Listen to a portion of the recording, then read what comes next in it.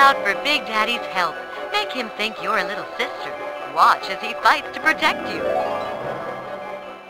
So we're here to talk about plasmids today, and the world of Rapture, and the world of BioShock in this undersea city. They had this incredible genetic technology they developed.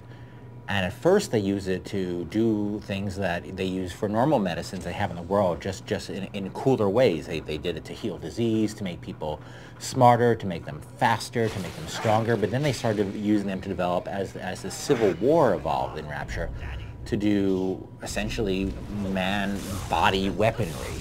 The ability to start fires with your mind, the ability to telekinesis objects, the ability to freeze objects with just the force of will.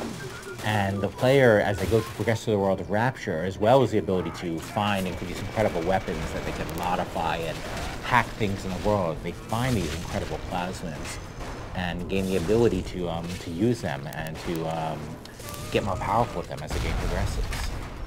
Plasmids are very different from weapons.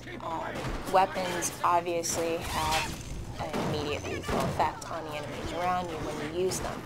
Plasmids have a lot of indirect ways of affecting the enemies around you. So, for instance, Electrobolt. When you use it on an aggressor who's walking around, it stuns them. Use Electrobolt on an enemy that's standing in a puddle of water, you could kill them in one shot. So that's what makes the plasmids so interesting, is that you really need to be aware of the world around you in order to use them to their greatest effectiveness. One of the cool active plasmids the player gets is Incinerate, which allows them to basically point at anything in the world, be it an AI or a flammable object, and cause it to immediately burst into flames. Some of the other cool plasmids in the game are, like, for instance, cryokinesis, which normally you would think of, oh yeah, it's called cold power. You shoot somebody and he does cold damage, but not in BioShock. Cryokinesis actually can freeze a guy in place, and he's temporarily frozen. He has a different health state at that point, so you whack him quickly enough to actually shatter into 1,000 pieces. So it's a way to take a really powerful enemy for a brief period of time and make him super vulnerable, and then you can shatter him into these little ice chunks, which is really cool if you get there in time. Of course, if you don't get there in time, you have a really angry, powerful enemy right in front of you. Some other really cool plasmids are, of course, we have telekinesis, which, people have seen telekinesis in a lot of games, and we have all the cool features of that. We can pick up objects, toss them at enemies, pick up objects, you pick up an object, hold it over a fire, light it on fire, toss an enemy, that will catch that enemy on fire.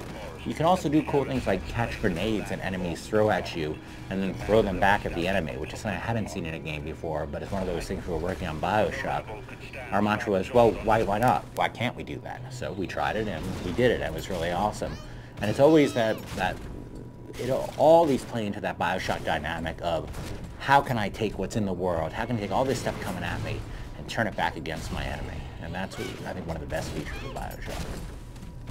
In addition to active plasmids, there are also passive ways to modify yourself, and these are called gene tonics. And you can modify yourself in a number of ways through engineering, combat, or physical tonics. Another great gene tonic for somebody who likes a more defensive approach is one that if they get hit by an enemy attack and the enemy is near them, they'll occasionally burst out a blast of electricity to all enemies nearby them, damaging them. So that's good for a guy who really likes getting in with the melee weapons and fighting up close and personal. So there's just really a huge range of both these active plasmids and these gene tonics to supplement a huge range of character choice. And all these things sort of tie in together to really make this incredibly open-ended immersion experience that the player can just cause damage and take out enemies in dozens and dozens of different ways.